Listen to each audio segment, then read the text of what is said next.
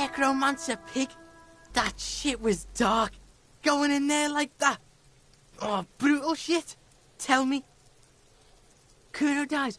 You're gonna pick one out of his brain like that too? Kuno's gonna go out in a hail of bullets. Gonna look like a fucking porcupine. Kuno doesn't fucking...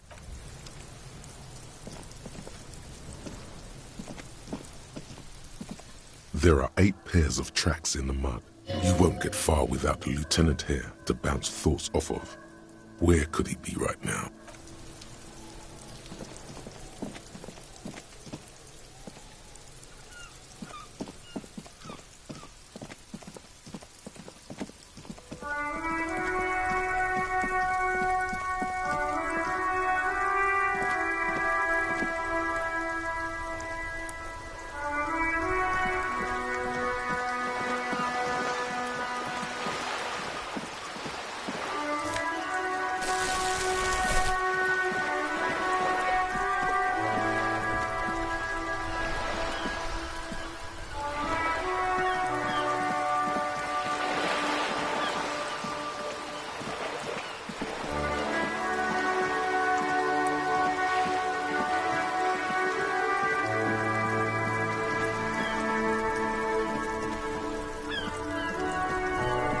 It is such a pleasure to see you again. Officer! God damn it. Pull yourself together, René. What do you want?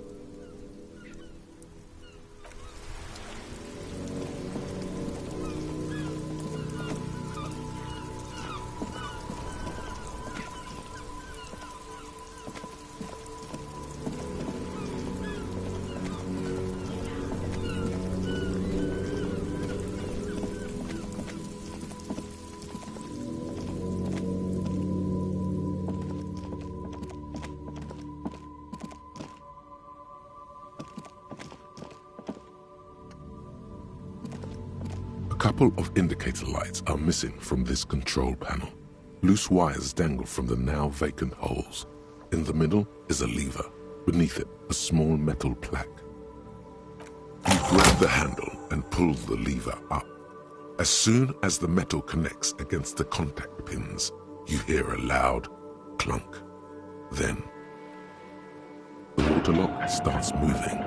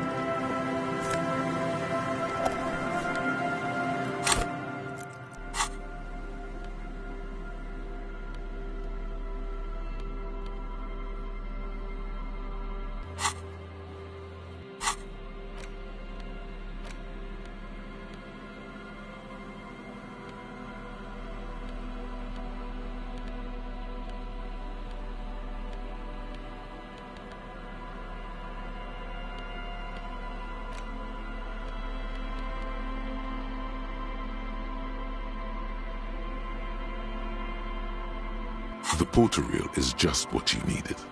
The reel's attached to the apparatus with a satisfying click. The tape is routed behind the magnetic reader. You press the large button marked Commencer, and the tape starts spinning. There's a small delay before the song starts playing.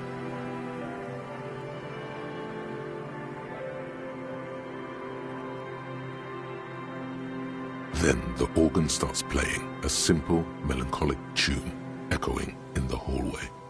Alone telling you about the tiniest church in Cessons, surrounded by even tinier yard. You almost feel the seaside mist on your skin. It's mega sad. Within seconds you know this is the one, the real shit you've been looking for. The one you trust your room to. This one tells it like it is. This is your tune. A click, then silence for a bit. Then the tape stops spinning.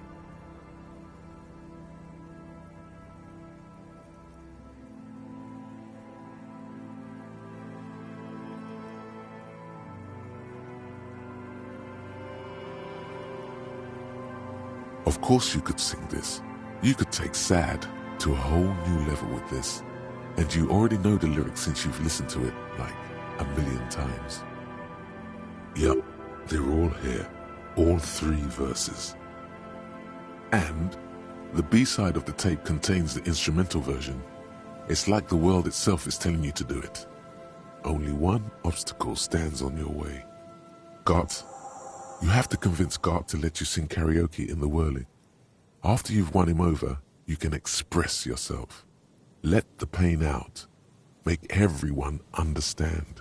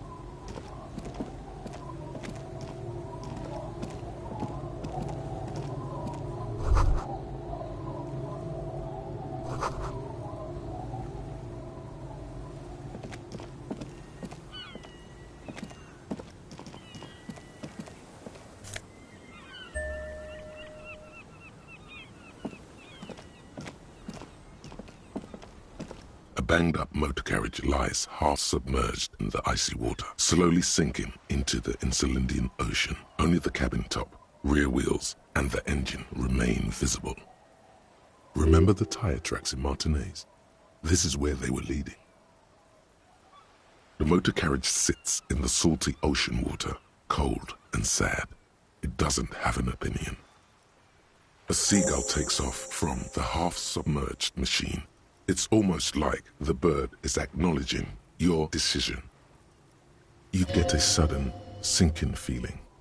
Stomach acid comes up as you look at the motor carriage in the deep, dark, cold water.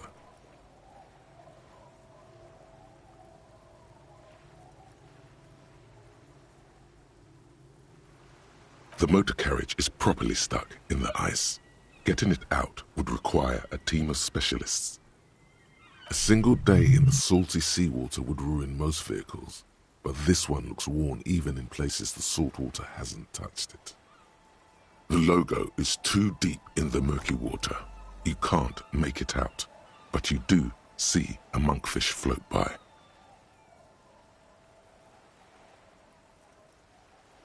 The accident couldn't have happened too long ago. The ice hasn't closed up around the vehicle, so the crash must have happened last Saturday or Sunday. The estimate is correct. The incident probably occurred on Sunday evening. Your mocking tone finds no response, but the motion of the waves.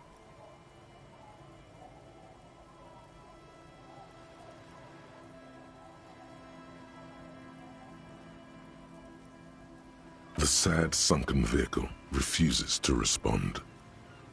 Although the sunken motor carriage is probably flattered by you addressing it, it does not supply an answer. Wait for the low tide. Then you should be able to access the cabin.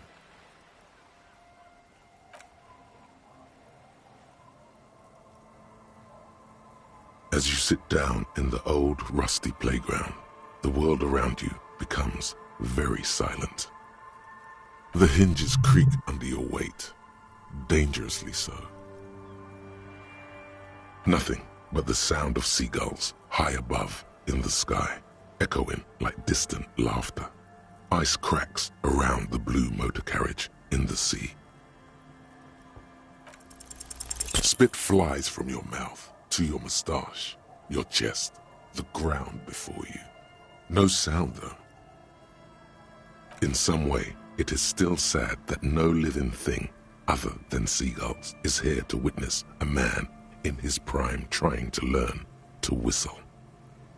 The clouds pass in the sky, and the shadow of the swing moves like the hour hand on a timepiece. 30 minutes have passed. Looks like this might take a while. Time to present a good topic for discussion. Dreaming, drinking, fucking, fighting, trying to improve their lives, wishing for a better tomorrow. It's unclear whether the sunken vehicle agrees or not, but merely uttering these words gives you the illusion of time speeding up. Clouds on the horizon grow darker, and the shadow of the swing set keeps climbing. You hear the distant rumble of the city. 30 minutes pass. Yes, it is. It feels as the city behind you grows silent in the waiting. Seems like an eternity has passed. A dim light scatters from the cloud cover above the city.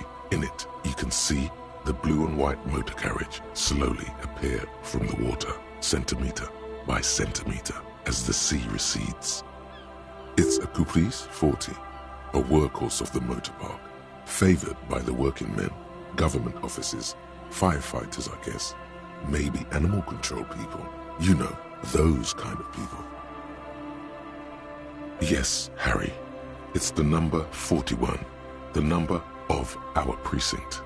I hoped you would come back for me.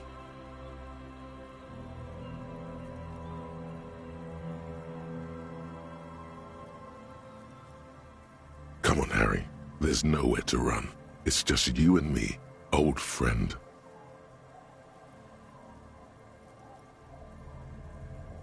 Come on, Harry. There's nowhere to run. It's just you and me, old friend. I'm so sorry, Harry. A massive pit opens up in your stomach, and the most terrible feeling comes over you. No. Just nope.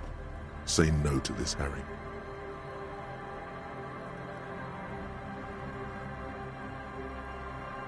No matter how many times you say it, it won't change the truth. Yes, Harry, you did. The sooner you accept it, the sooner you can move on.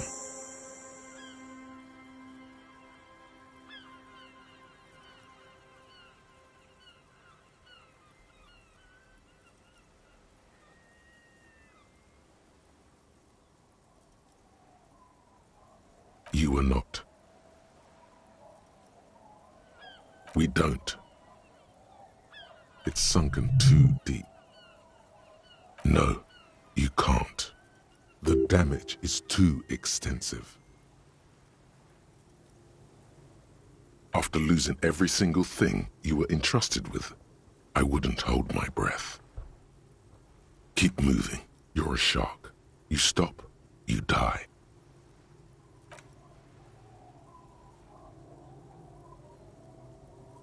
An aggressive-looking seagull lands on the swing set and stares at you with a murderous look. You really need to keep moving.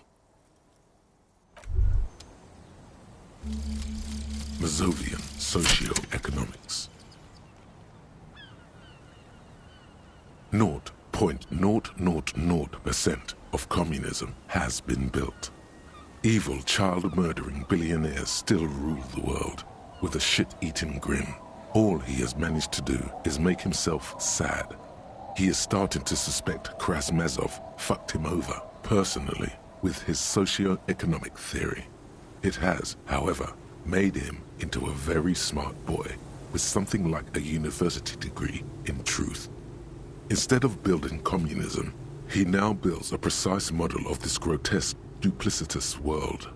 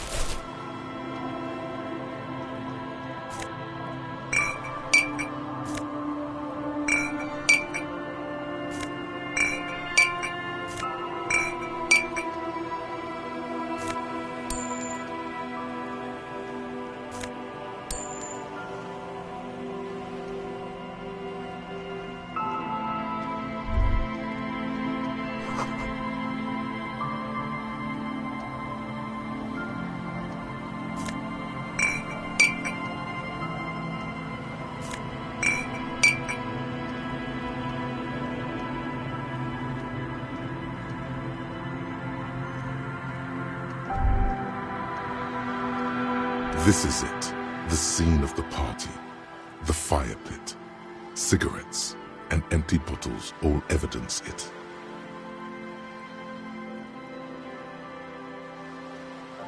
Looks like they were here a while, judging from all the bottles. The sunken motor carriage provided them a focal point, like a goose ice sculpture or a chocolate fountain.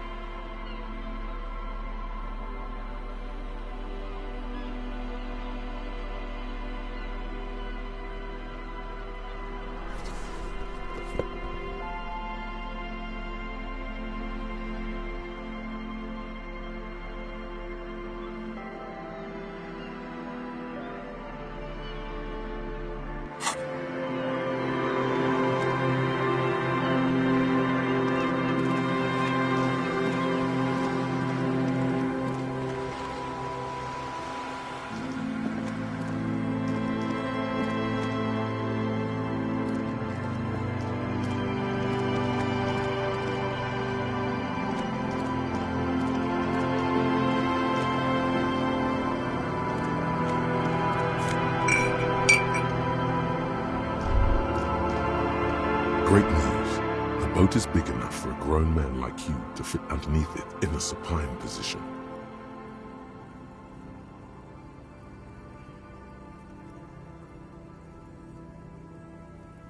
I don't know. Sleeping? What do people do under boats? This is merely a measurement from your visual cortex. Do with it what you want. No, wait. Sorry. My bad. There's a rotting dog carcass under there and old fish too. You wouldn't fit next to the mummified canine's mausoleum. Damn dog, taking up all your space. The fish smell is too rank too, though. You have a home somewhere. All cops do. When this is done, you can return.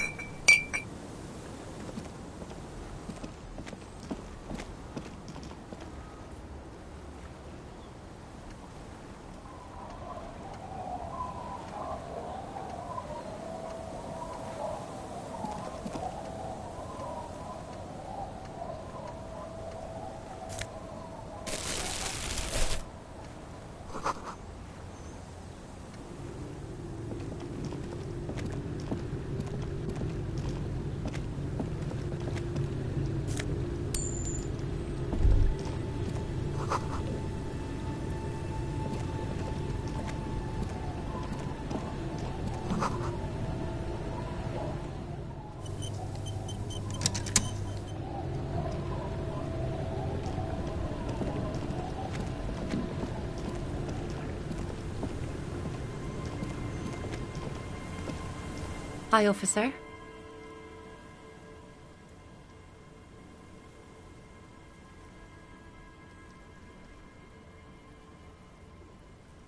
Anything I can help you with?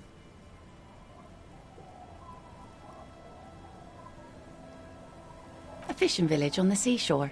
This place doesn't really have a name. It's sometimes called Elysium.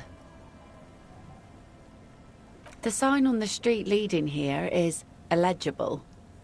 Has been since they built this place. The name is Lillian. People call me Netpicker. I think I have time for questions, and that was actually the second one. Indeed, you're always confused as to your whereabouts. Like I said, fish mostly. Sail the waves, take care of the kids, pick nets. Right now I'm tarring a little skiff. I sell the fish to people in the Delta to serve at their fancy restaurants. Authentic insular Indian cuisine. Sometimes I also walk to the beach to see what the sea has given up. The sea is full of surprises. Keep it professional, man. Don't make it sound like you're hitting on her.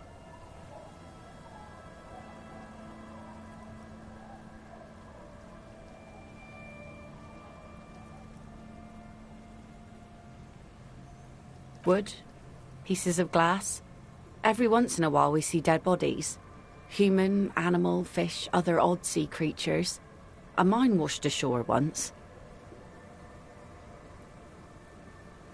Bottled drugs also. Lost cargo in general. Most of the time it's just wood and glass. All right. Major choice moment. You only get to ask one thing. It would be weird to say them all. Choose wisely.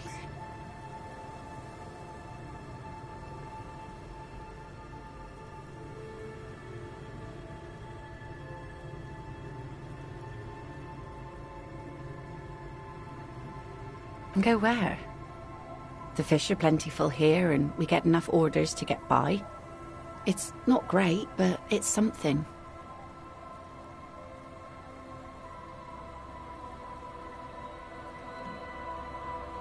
People imagine picking up and finding something better is an easy solution.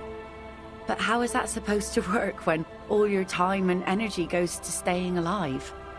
You have almost nothing to set aside to actually fight your way out. I don't mean to complain about my pauper life.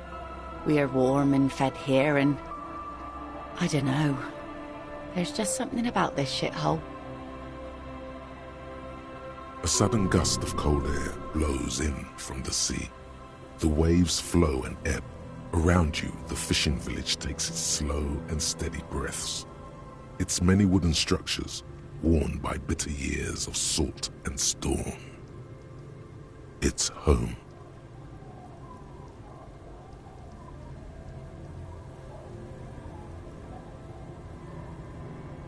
Unfortunately, the factory sold this one with a 3-year warranty instead of a story. It's to intimidate folks, mostly. It's a regular mass-produced sword, like a shovel or an axe. Nothing fancy, just for intimidation. From time to time, people need a lesson in respect. That's just the way it is. Back in the day, I caught the eyes of many men. And believe me, men need a lesson in manners from time to time.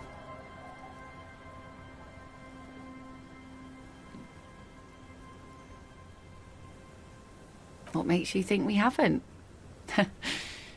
The truth is that almost everyone in this life is scared and tired and stupid and too dull for that. That goes for men too. But they put on an act for us. Pretend like everything's good and living in shit doesn't bother them. Like anyone falls for that.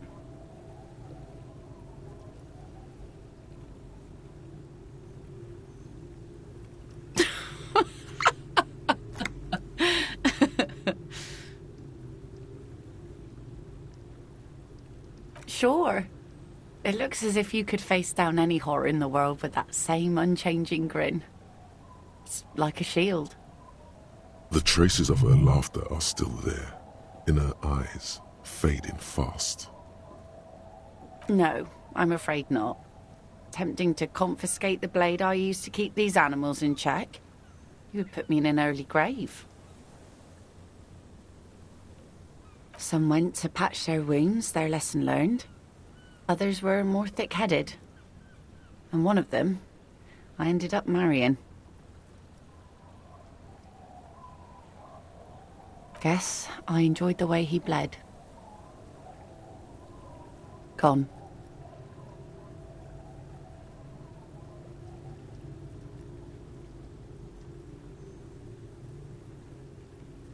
To the waves. The sea took him. It was a long time ago.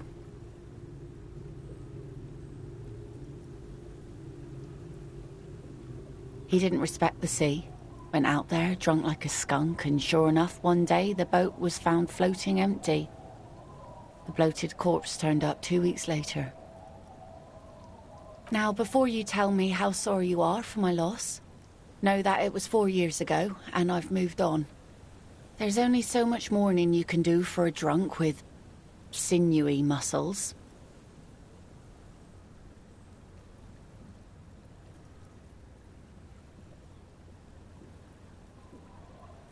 Us working folk don't have the luxury to be bedsick with melancholy. I buried him, mourned for an appropriate amount of time, and went on. Life didn't really change that much for me and the kids. She looks like she's ready to go on a date with another, better, drunk. Ask her. Both of you could need some action.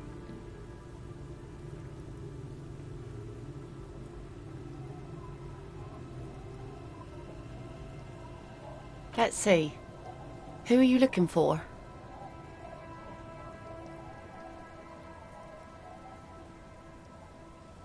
Yeah, I'm not really looking for that anymore. Not much into the middle class ones either. Could do with some landed gentry, but apparently they don't make those anymore. Wish I could help you with that, but I haven't seen your working class husband. Maybe I can help you find someone else. I don't think I know what these are. Care to elaborate?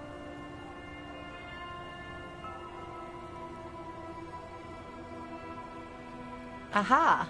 Like snowmen.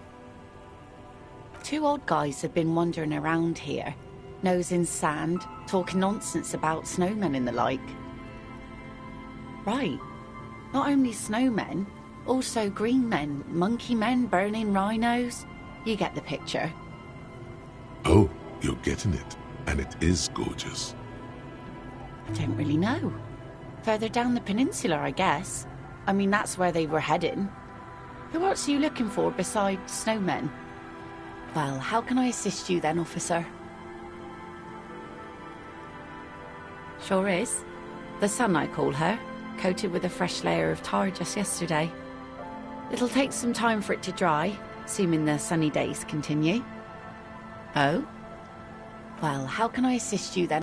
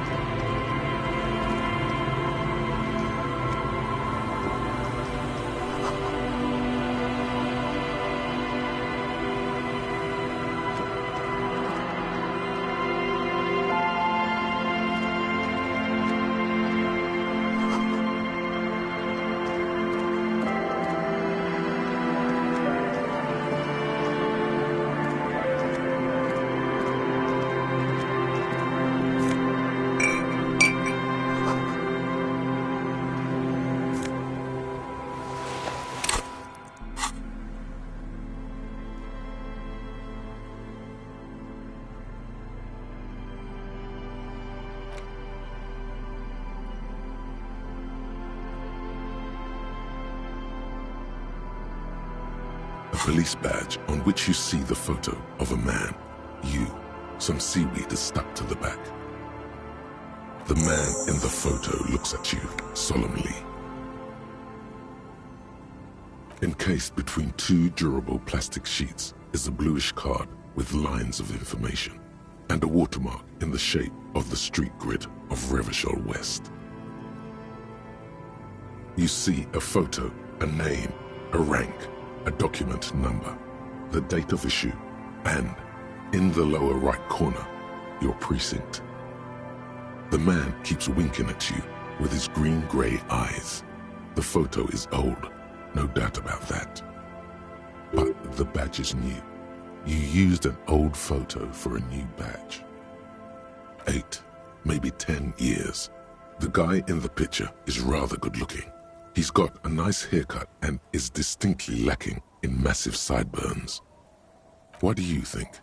His face is already contorted by the expression, although it looks less grotesque on him than it did on you.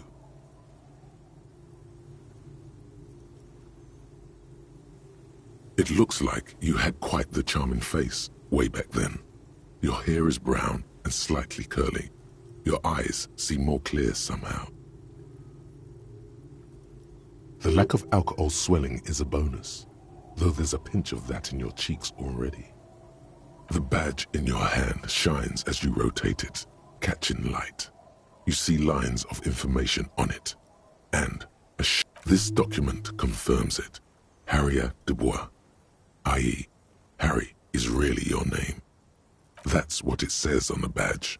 No more information is provided. You should look at the badge when Lieutenant Kitsuragi is around. He could help you make sense of it. The badge in your hand shines as you rotate it, catching light. You see lines of Rivershore, Jamrock, Precinct 41. You don't remember what the badge was issued.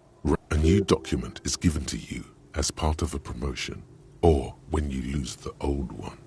The number shows that this badge belongs to. The badge in your hand shines as you rotate it.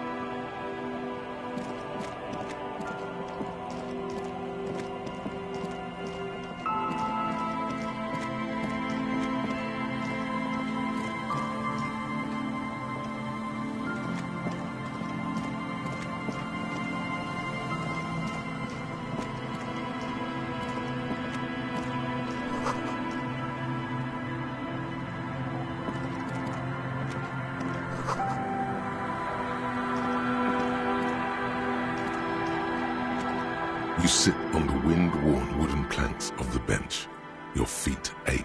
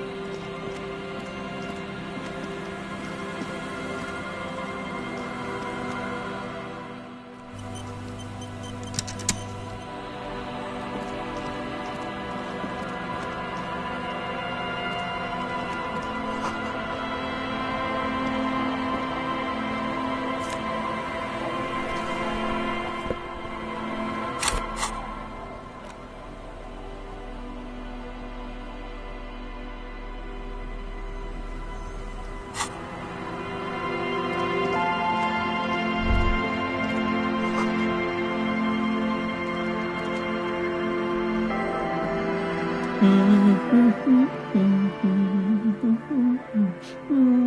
not sure about the melody, but it might be South Samaran, possibly Sigayan, also known as the Apricot Suzrunti. Welcome to the fishing village. Please lean in closer. I have cataracts. Then how does she know you're here?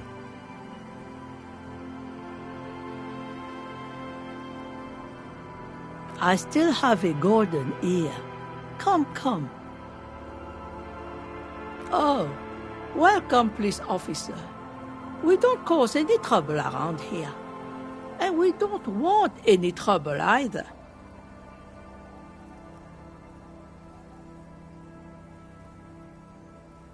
Oh, of course. Last time we saw you around here was 12 years ago. You also came to take care of trouble then. Wish you did.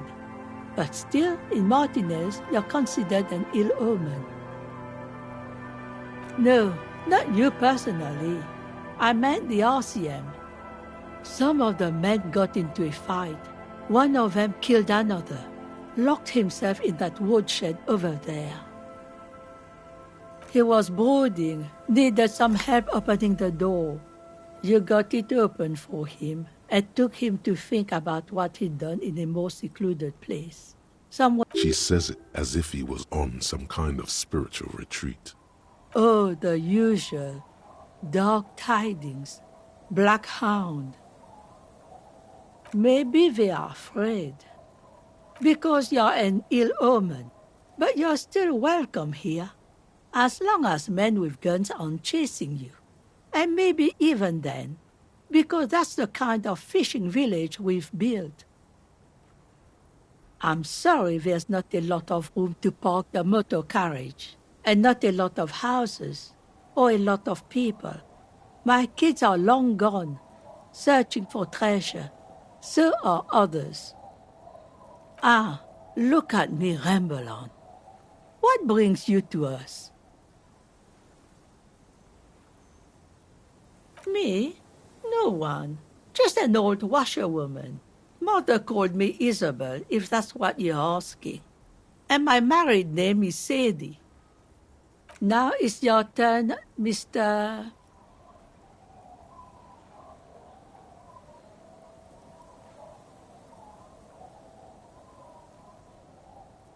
Quite a handle you got there. So many titles. One of them double. Just us. It's barely a village anymore. We almost don't exist. This is pretty much a non-place. A gap. A blank spot on the map. Just a cluster of nameless shacks on a nameless street. The place is so pornographically poor, it's not even funny.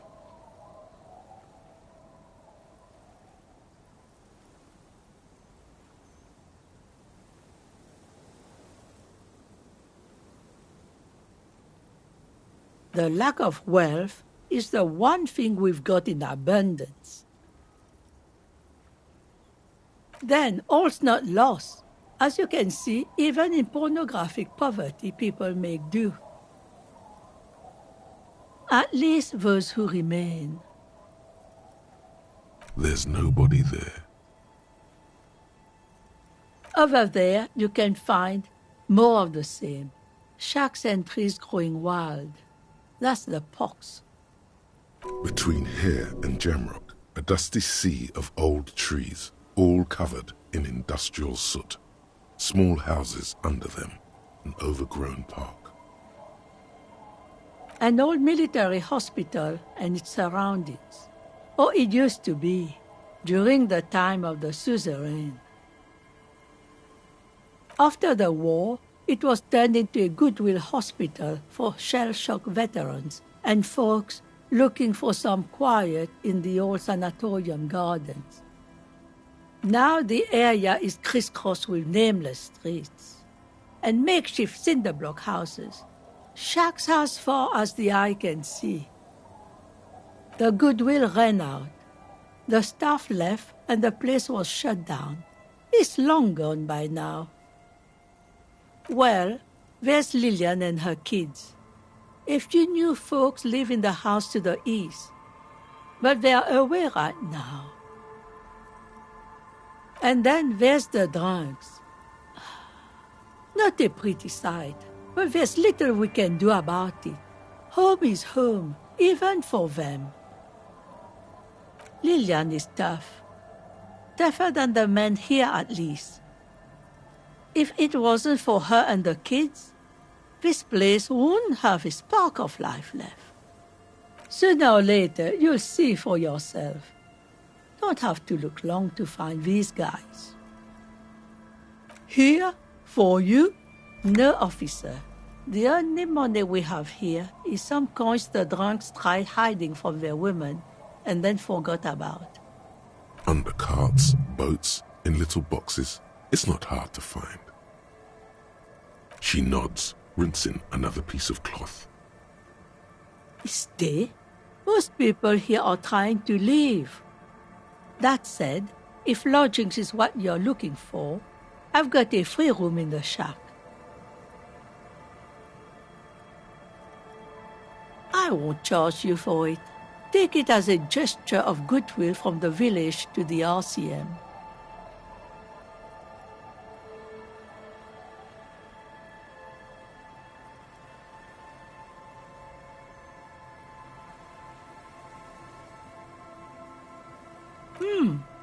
That's exactly how they get ya. That's why we built our own cinder block houses on the seaside, so we don't have to give money to those crooks. They might not look like much, but they are ours. My kids grew up and left like they do. The house is long empty now. I live in the small side attachment. It's easier and cheaper to keep warm.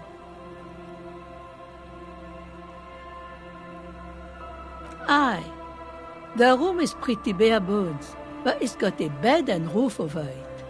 That's more than some folks have around here. When Varson communist revolutionary Ignas Nielsen was in hiding, he stayed in a hut on the Boreal Plateau for 10 months.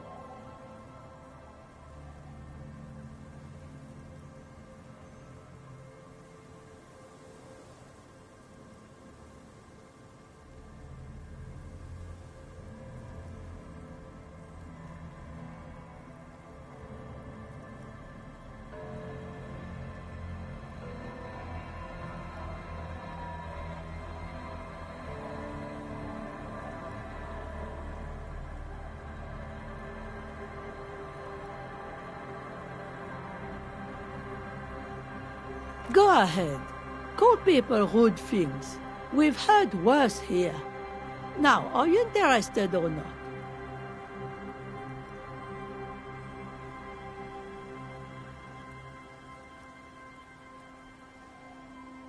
Don't make an old woman regret opening her house to the police. Not much. There's the abandoned church, the DeLorean Church of Humanity. It's been there since before my time, even. Some things just don't fly, officer. Look around. Who'd go to church here? They built it 300 years ago. Must have been nicer then. The ecclesiastics have tried to get things going there, but things just keep happening. Crime, accidents, other things. The place never stays open. It's a pity. It used to be such a nice church.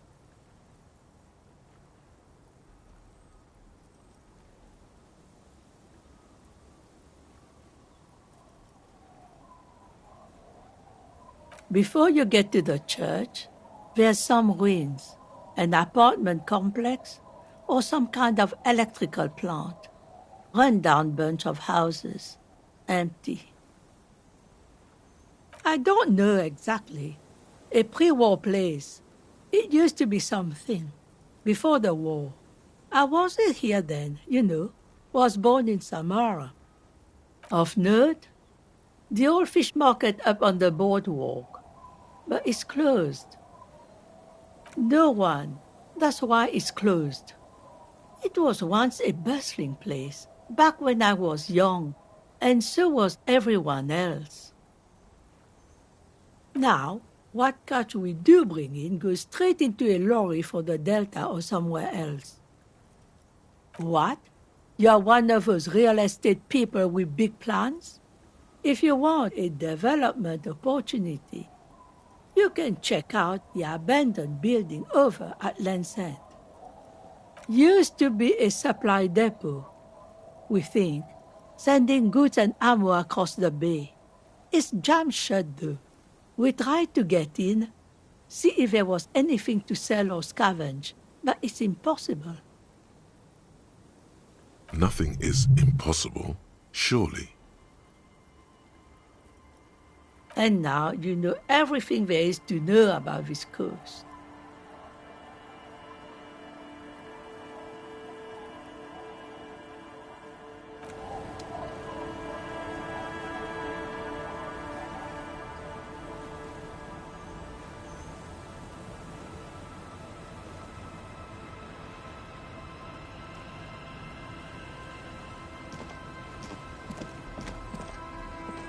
The door has seen better days.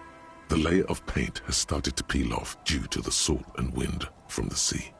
Even the lock looks slightly rusted. The key turns with a satisfying click. You can enter the shack now.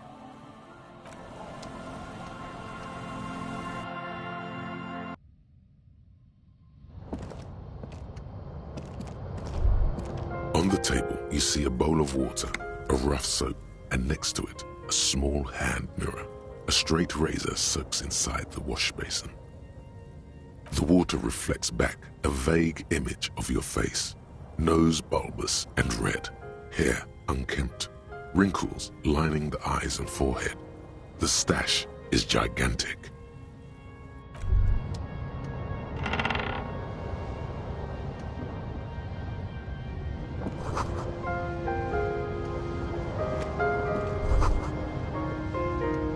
A brisk coastal wind still howls against the window of the shack. Occasionally, the waves crawl in under the foundation, producing a low hum. The room feels muffled, like you pulled your hat over your ears. Outside, it is cold and windy, but you're inside, and it feels safe and warm. What is this place to you?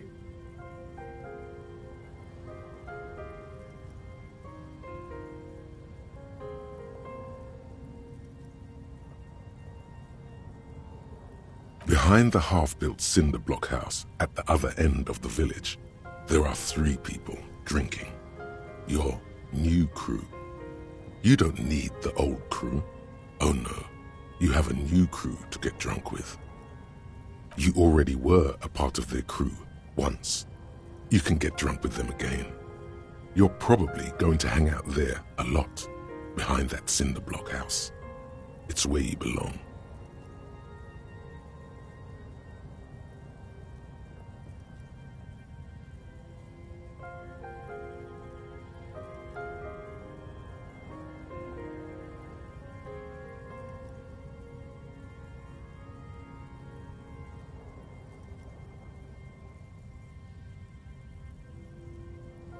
There is no going back. Outside, the howl of the wind has picked up. The waves crash against the stilts again. It's as if you think the thought, but in someone else's voice. Look under the floorboards.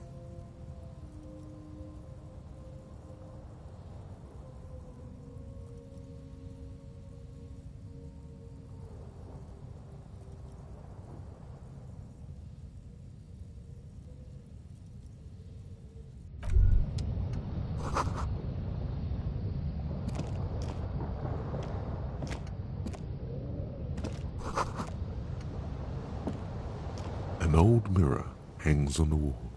You see the reflection of your face in it, such as it is, without the expression.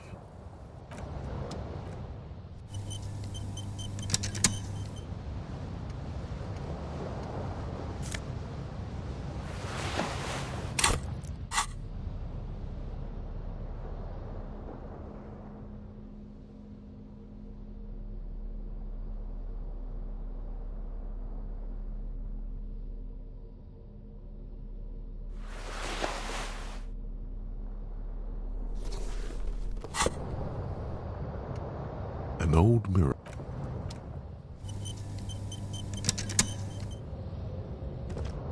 On the table, you see a bowl of water, a rough set. Like an artist with a brush or a master swordsman, you use the small mirror and the straight razor with some soap to remove all that unkempt hair from below the nose line.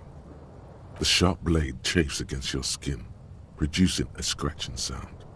The surface underneath the beard feels tender, the air brushing against it chilly. They feel so smooth, surprisingly so. A feeling of freshness overcomes you, as if you just came from a cold bath. The water reflects back a vague image of your clean-shaven face. Despite the bulbous nose, unkempt hair, and persistent swelling, you look a little younger, maybe. You almost look like a professional.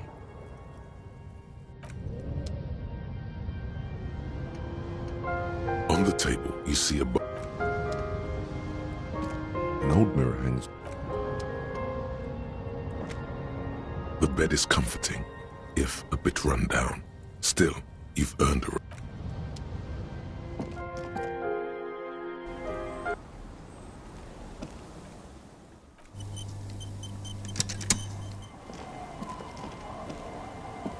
Our tenant, the policeman.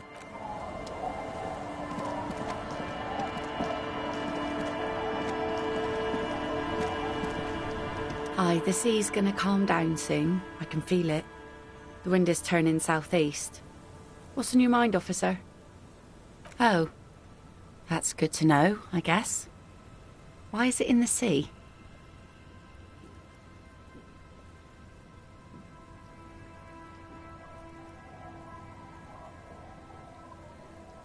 This calls for a funeral, if you ask me.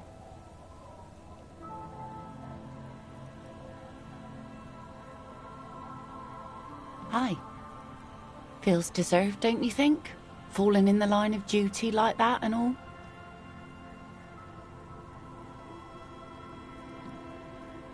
Why odd? Our things are a part of our life world. They're made with our human sweat and they share human history. We should care about them as we care about humans. To some extent, at least. Life world? Someone's been reading up on last century Gotwaldian philosophers. Play it cool now. Oh yeah? You won't even be able to get it out of the water before early June. And where are you going to bury it? Who to invite? What music to play at the wake? Take it from someone who's been through a few funerals. It's easiest to just leave them there and let nature take care of it. It's going to be quite a few years before nature is able to completely take care of a motor carriage. You could always come back in a few months and see if you still want to give it a proper send-off. I understand, believe me. I really do. I think about all the frivolous side activities I could be doing every time I go out there with my nets. But daydreaming is a rich man's game. At sea, you can't afford to be careless and dream. Anyway, what are we talking about here again?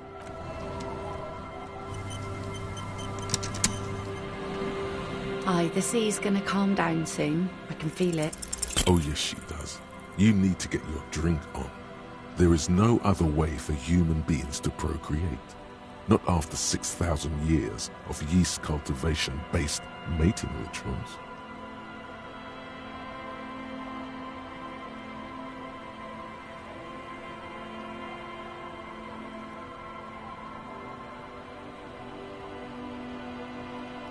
Now, there's a whole shipment of big words. May mankind be plentiful, I guess. Can I get back to my nets now? She doesn't even understand you asked her out. Perhaps you're too sober to pull it off right now. Try again.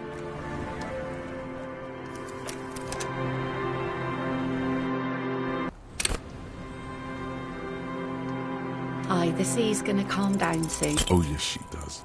You need to get your drink on. There is no other way for human... What? Funny sailor jokes. Sorry if I'm not laughing out loud. but the comedy has worn thin over the years. It's okay. She just hasn't figured out how these things work between the sexes. Keep it.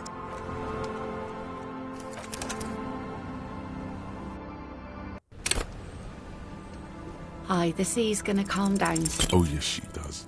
Okay. Where's this going? Absurdly and pointedly phrased. You can be quite funny, officer. She doesn't even understand.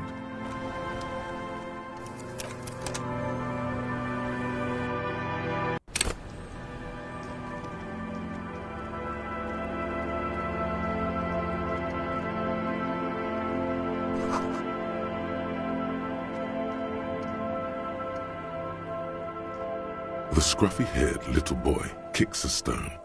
He can't be more than 5 years old. The other one looks indistinguishable from him. He watches his brother kick the stone with his tongue lolling out of his mouth. The stone-kicking one becomes frantic all of a sudden, as if that's something to be scared of. The obvious fact that you just stated. He looks just like me. The boy doesn't answer. His brother throws another rock. Both of their hair is covered in some kind of dirt. This one doesn't say anything, kicking the concrete with his worn-out sneaker. Lily's our mum. The stone kicker laughs suddenly. His head is too large for his shoulders. The other one laughs as well. Wow, so intellectually stimulating.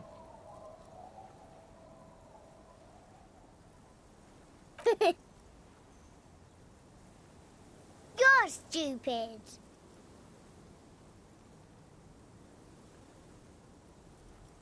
Okay.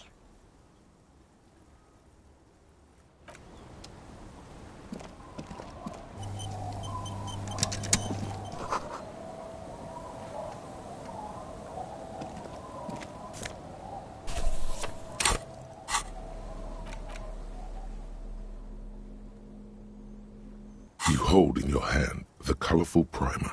The title reads, A Primer for Small Kids. This book will show you the score, get you oriented with those basic concepts you appear to be hazy on. The anthropomorphic bear will give you the lowdown of your life.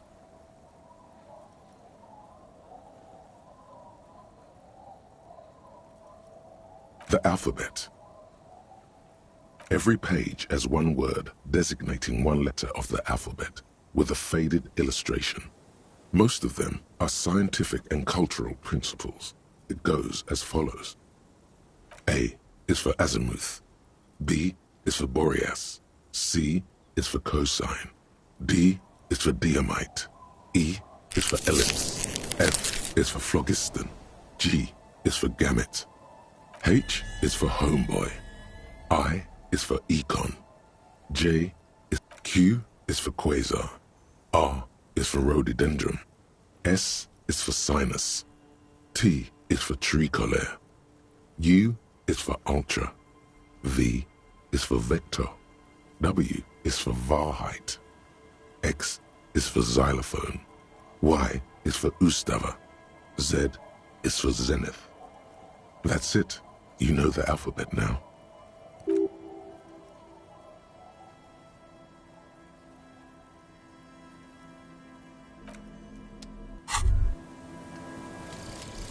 Some kind of superstar.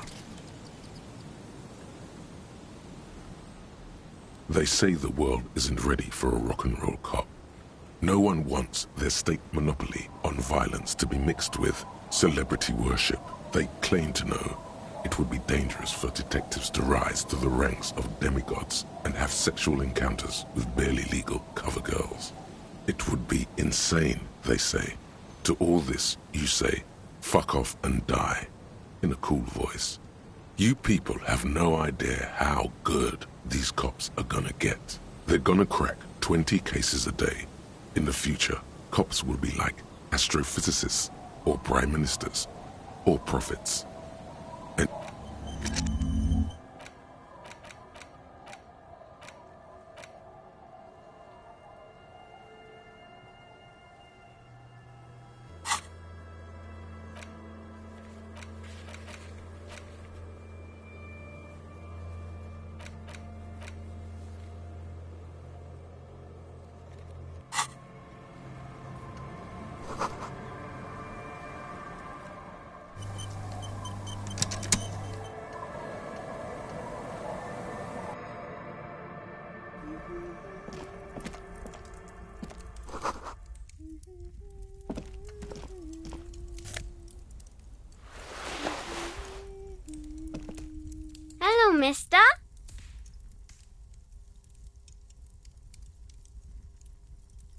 clutches a small stuffed animal. Occasionally, she twirls it around. Yes, I am. Little Lily. You know my mom? That's nice. My mom is great. She's never angry or anything. Yes. They don't want to play with me. They're older and play outside. They look the same. Sometimes I can't tell them apart. They look identical.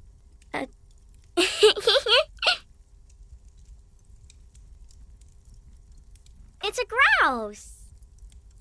You might be able to get on Gart's good side if you replace the broken scooter you almost certainly broke.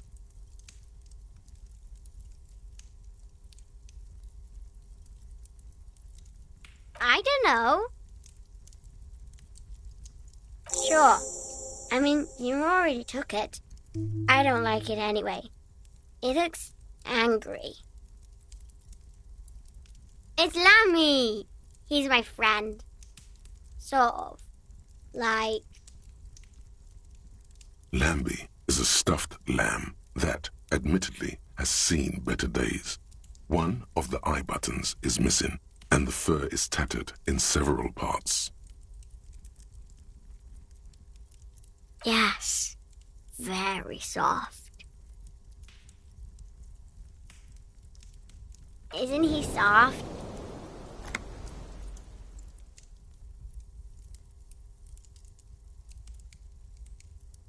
Bye!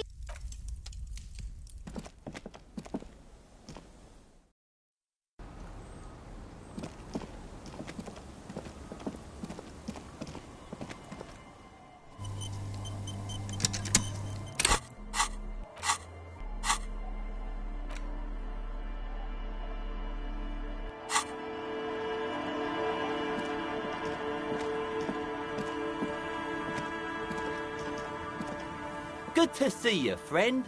Do I have deals set up for you, buddy boy? Does he actually know you, or is he just shopkeep friendly? So what do you want? I got smokes. They're cheap. Very cheap. I got Pilsner. Great deal. You won't get a better deal on that piss. Spirits I can let go for 300 real. I also have speed. And by speed, I mean amphetamine.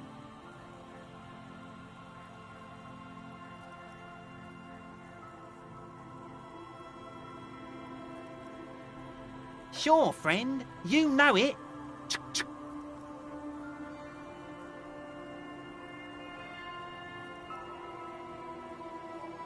Don't mind old Rosemary here. He's a buffoon. Let's have a word after your high-concept transactions. I'll give you the lowdown. Aye, by amphetamine I mean speed.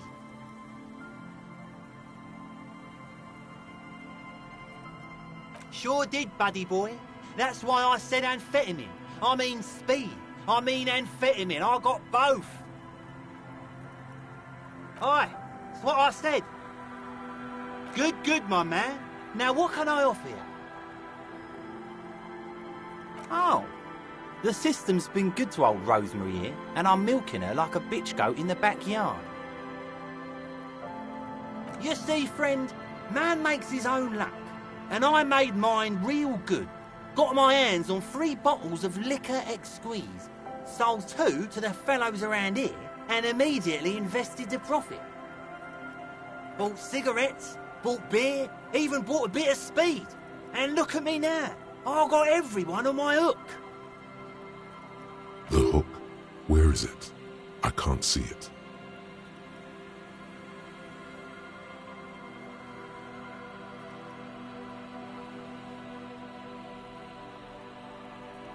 Of course. It is what it is, you know. What it's always been. People, buddy boy. It's the people. See, friend, it's real valuable. Worth every real, if you catch my drift. Got it from a bit of a business venture.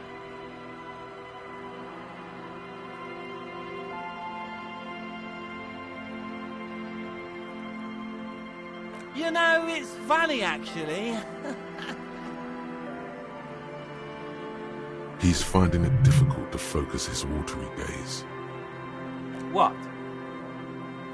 Keep him talking.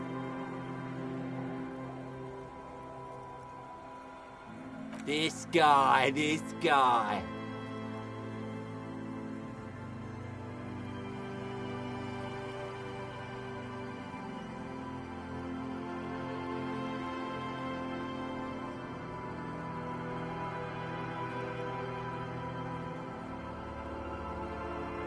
Oh, this is medicinal spirits. The good stuff. Got it from the doctor's office. I got one of those scientific ampules a few months ago. Torpedo, they call it. It's supposed to keep a man from taking a drink. Didn't stop me for shit, that's for sure. 5 lemons with half a pack of butter and you're good to go. It really isn't. In a week, the goddamn kidneys started giving me all kinds of hell. Finally, the missus took me to a private doctor's office. Not a charity, the real thing. Those arseholes charged me £4 to remove the damn thing. But I came out on top after all.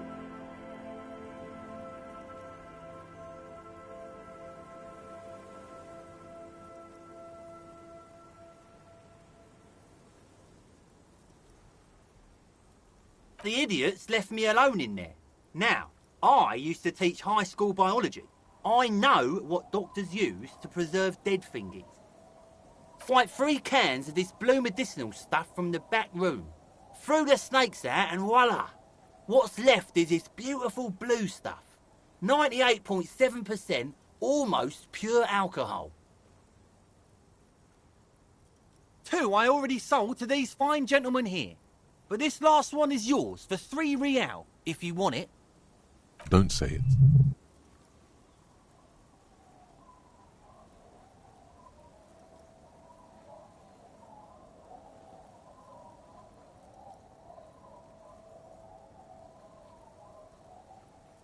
Yeah, be careful. It's extremely flammable. One spark and the entire city of Revachol is wiped off the map. Feels like someone set a mustard field ablaze right inside your nose, then drenched it in tear gas. Your nose is a singular source of pain, but at the same time you don't remember the last time you felt so alive. In all fairness, that might be attributed to the retrograde amnesia. So, what's the deal, friend? Want the spirits or not?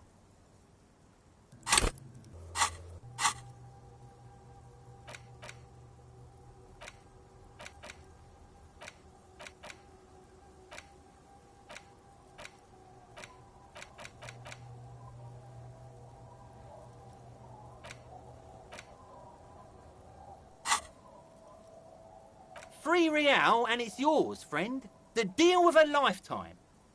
Well done. You got it. That's a much more reasonable price right there. Makes sense now.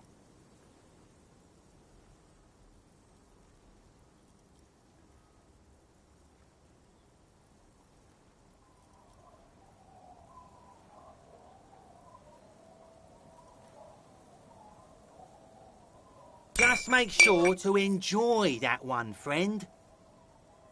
If you drink this, then you'll die. That's a fact.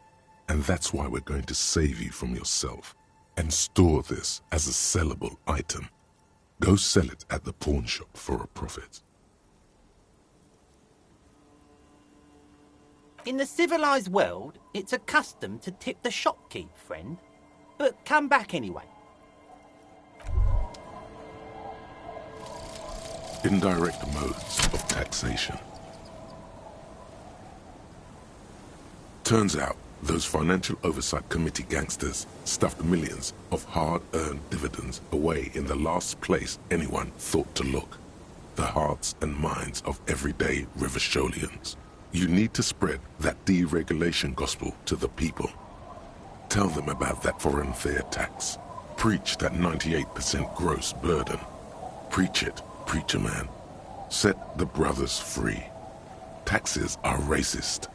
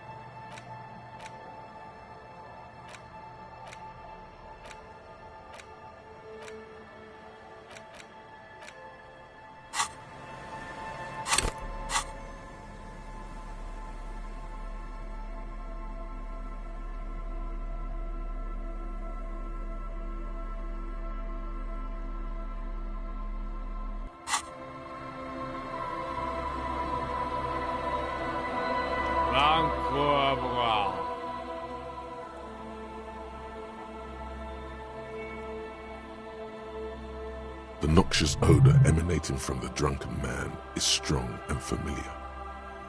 Don't you call her? Yeah! Don't call Abigail!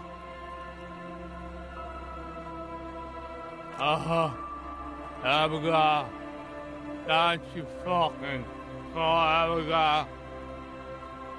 You're not going to get anything out of this guy. He's too drunk. Don't call Abigail! The man hiccups, then mumbles something unintelligible. He snorts and beckons you to lean in closer. Don't call Abigail. Don't call Abigail.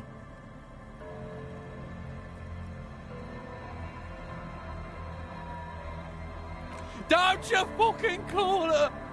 Hear me? Abigail? The drunk man starts coughing a really disgusting, hacking cough. Don't call.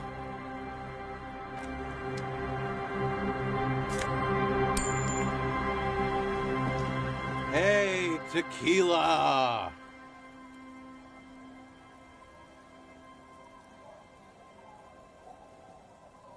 Good to see you. How's business? How's the whole reality situation treating you? So what's happening? Yeah, Tequila Sunset. How are the, high-concept, reality-based adventures proceeding? He says it like it's obviously your name. Like you call someone Billy Brunel or leader of the 4th Street Gang.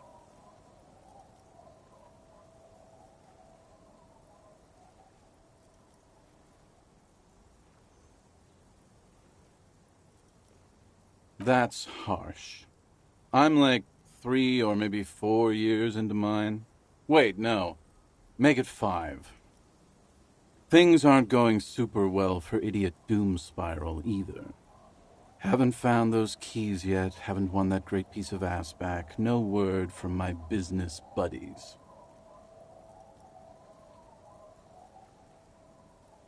Idiot Doom Spiral, huh? This is bound to be a good, high-concept conversation. At last. We are saving the world. Please, Please don't call. Don't call. Okay, we're drinking. We're drinking alcohol. That's what we're doing. I tried to save the world once, a long time ago, with enterprise, creativity, and willpower. But that didn't work out. So now, it's a pirate's life for me. It's you. You're Tequila Sunset. We've met before. Don't you remember? No, you sure don't. Aha. Do you want to know how Tequila Sunset came to be? Mm-hmm. Let me take a sip to moisten up my chords. Tequila Sunset rolled into Martinez last Friday, and by Tequila Sunset, I mean you. The man, the myth. Hey, let's not jump ahead of ourselves. This is your story. Stop interrupting. You got here on Friday to solve a case, hoping to be the early bird who gets the worm. And by the worm, I mean the buzz. Because as far as I know, all you did was get piss drunk. Word on the street is you went around the local hostel telling people that you're a police officer, and that it would be really fucked up if you shot yourself in the head right in front of them.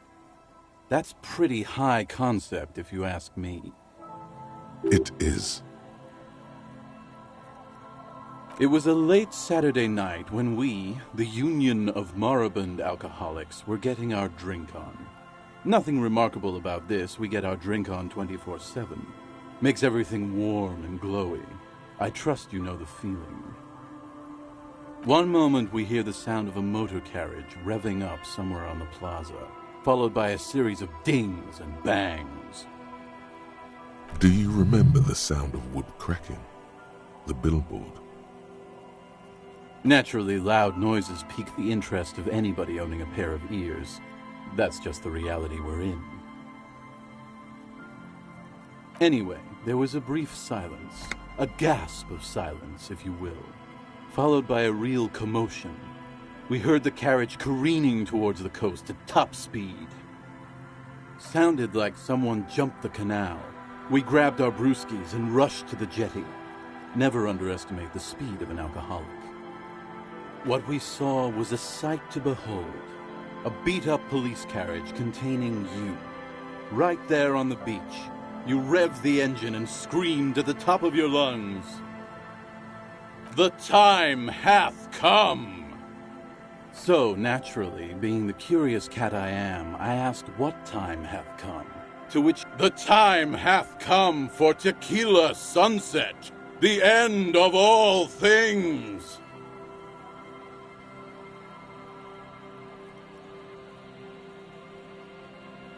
After which, your reality contracted.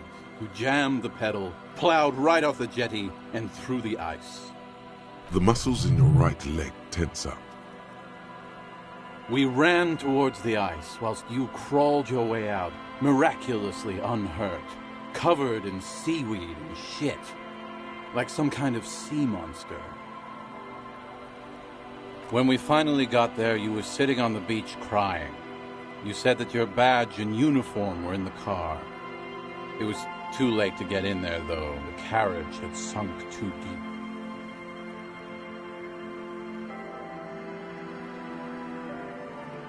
In this way, you and your motor carriage have a lot in common.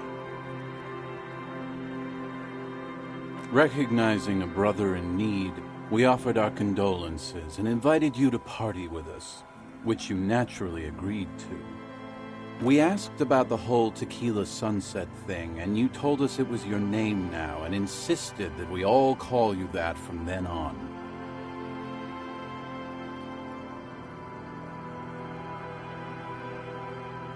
I'm not sure. I think you were the event. Tequila Sunset. You know, as opposed to a tequila sunrise, which is long gone. Yeah, I agree. Hours. It was an all-night drink-a-thon. Then, at some point, I think it was Sunday morning, you got belligerent and wanted to talk about Revacholian women. How they're beautiful and also whores and so on. How one of them fucked you real bad. After a short while, you crossed the event horizon, looked sullen, got up, and left without saying anything. It was the greatest thing this fishing village has seen since Rosemary tried to use a crab to open his beer. Aye, that were a classic too.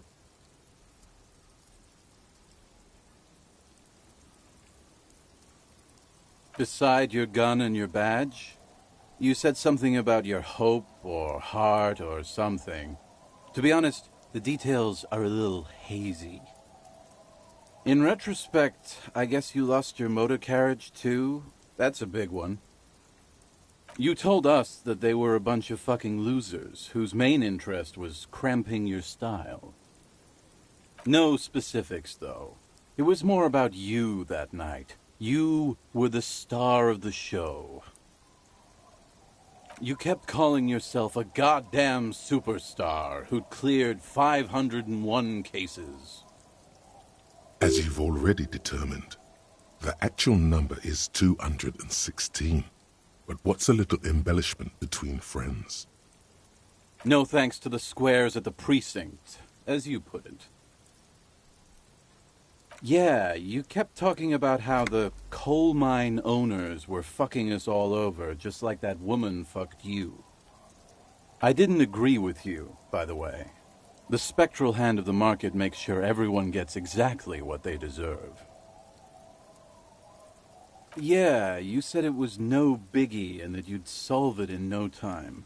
And that you didn't need anyone to do it. You're doing it solo now. You were pretty vague about it, but you kept saying you got fucked real hard, and that we've all been fucked too. No one's fucked me. I do the fucking around here. Abigail! It seemed pretty painful, to be honest with you. If I had to guess, I'd say you're still working through some shit.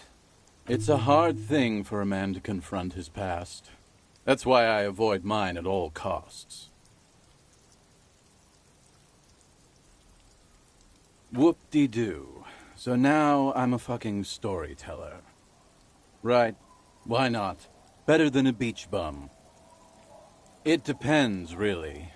Are you willing to help me out? You might get scammed here. No, the reality of the situation requires a rather modest contribution. A little motivational package. Booze! Did you already forget our party? The thing I relayed to you earlier. So, have you got anything for good old idiot Doom Spiral? A bottle for a story. Seems fair to me. Then I will see you again once you've procured some. Par exemple, my good friend Rosemary here sells all kinds of stuff. All kinds, sir. Beer and wine. You too, The legend! He's back. And firstly, I got smokes and piss and a little speed to spice things up. Bottoms up, Captain.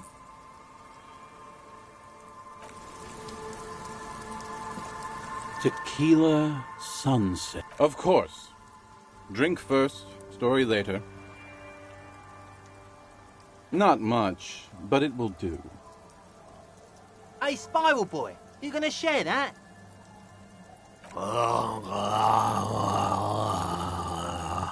Shut up, guys. I'm telling a story here. Something happened to you. Something happened to me, too. My actual name is George, but around here, you already know. I was once a reasonably high net worth individual, a founder/junior partner at a high concept creative services agency. When my story begins, I had just landed a major contract with an insurance firm. I used the profits from my agency to finance what I called a cultural incubator. Abstract value generation, value per person, high concept stuff. I developed the paradigm, worked within the paradigm, but the burden of leadership weighed heavily on me. So I went jogging every so often to keep myself sane. 22 full-time employees, an all-star team, a potentially historical set of individuals. Worrying about them often kept me up well into the morning hours. It did. With my trusty Sansariq tracksuit, I felt like I could conquer the world. But now dreams are worn thin, much like my tracksuit.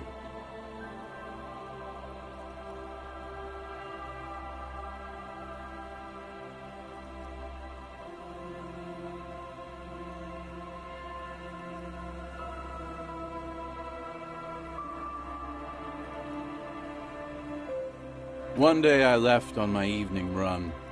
As you may know, it's impossible to clear your head when you're distracted by the sound of keys jangling in your pockets.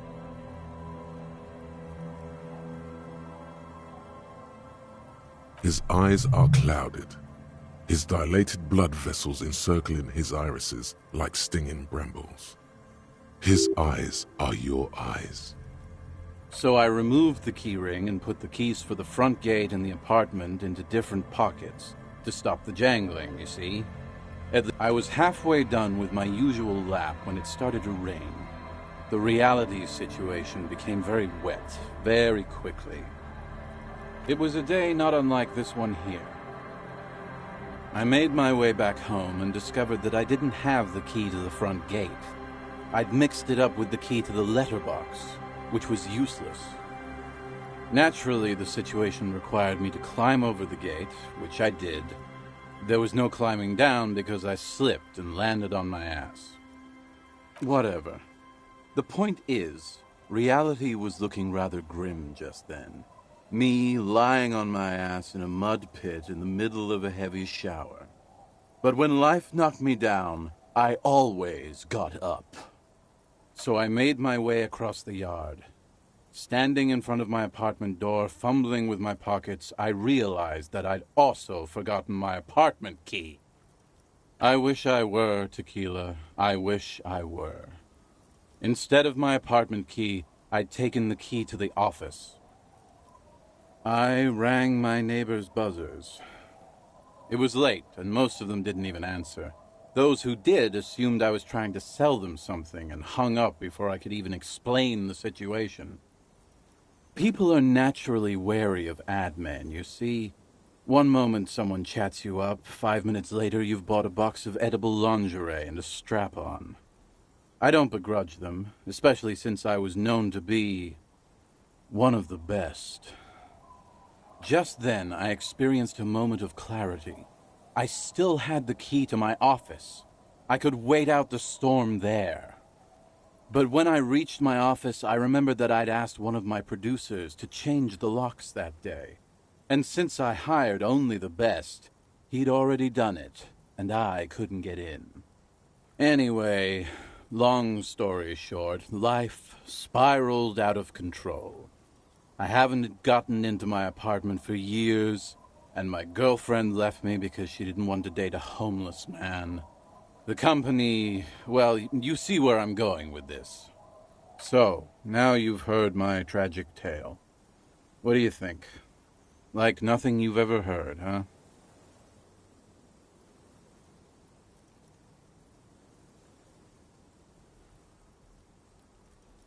Tequila, I've thought about this series of events for a long time. If there was anything else to it, I would have thought of it by now.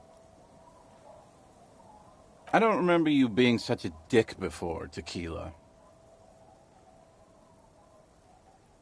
That doesn't mean you're wrong, though. Anyway, that was all the tale one bottle gets you. Almost empty, this one. good fucking question, Tequila. If I knew the answer, you think I'd be hanging out on a beach in this formerly premium but now extremely dirty two-piece Lycra tracksuit? I used to own my reality situation. My business buddies and I had our own creative services agency. I had a nice apartment, an even nicer piece of ass. But somehow it all got away from me. Now I can't hang on to anything. Just last week I stole this nice new jacket, but then I lost it too. The only things I haven't lost are these two drunks. A lost jacket? Sounds like a mystery you could look into. My agency, man. The Boom Boom Room. Our concept was combining high art with the lowest forms of marketing. The color red, breasts, and oil painting. I convinced my partners to reinvest some of our profits in an even more high-concept cultural incubator called Thin Air. The artists were happy, the clients were happy. I was financing a group of poets in East Revachol who were developing a new universal poetic language. But then it all went to shit.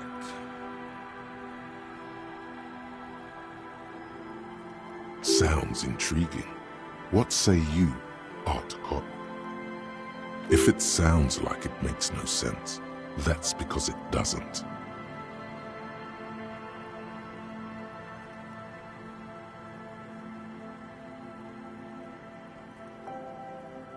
I know! It was fucking awesome!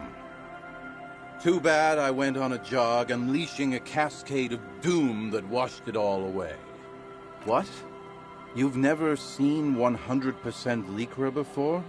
Go on, feel that primo material. Pretty nice, huh? This might be one of the last of its kind. Should probably be in a museum, honestly. Good God, it's nearly impossible to describe how dirty this texture is. It's like rubbing two jellyfish skins together. You feel about 15% less human for having touched it.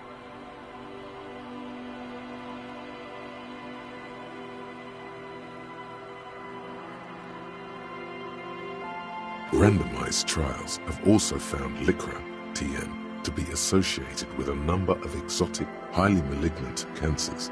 So you also have that to look forward to. And then there's the smell. But you don't even want to think about that. Wow, you're lucky. He never lets me feel it. That's because your paws are fucking filthy, Rosie. We're right next to the bay. You could wash them any time. My fellow members of the Union of Moribund Alcoholics? They're exactly what they look like. Hey, Tequila! You want to buy some speed? Shut the fuck up, Rosemary. He's a cop, remember? I thought he was a cool cop. A gurgling sound comes from the direction of the non-responsive man. And yeah, you're already acquainted with abs. So yeah, that's basically us. We drink together.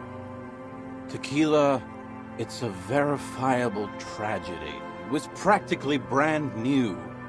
Sure, it didn't really go with my Lycra threads, but it did itch a lot less.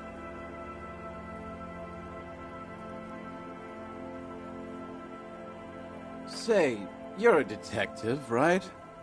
Maybe you can help old Doom Spiral out. Solve the case of the missing jacket. What do you say, Tequila? Yeah, exactly. You're here to serve, right? If I knew where I lost it, don't you think I'd have it? I mean, maybe I was up by the boardwalk, or walking along the beach, or somewhere north of here, that's for sure. You could ask around, see if anyone's seen it. I'm all ears, Tequila. I do. But as you can see, my fuel tank is running quite low. If you catch my drift. Cottonmouth is keeping my tongue imprisoned.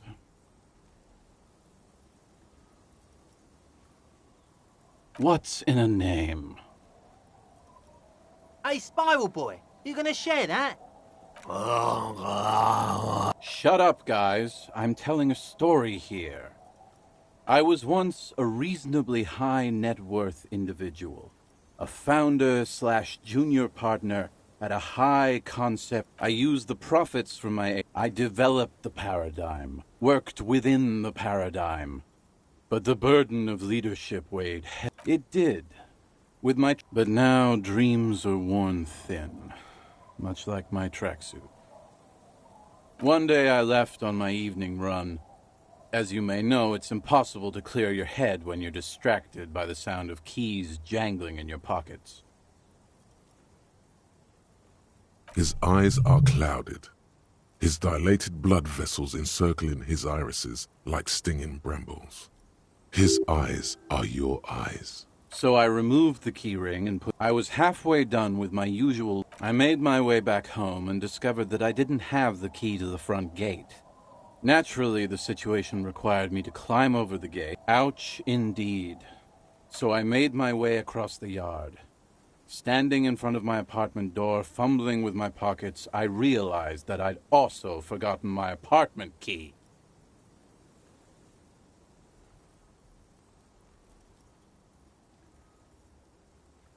I rang my neighbor's buzzers. People are naturally just then, but when Anyway, so, now you've heard my tragic tale. What do you think? Yeah, maybe But what matters? Truly, he has the soul of an artist.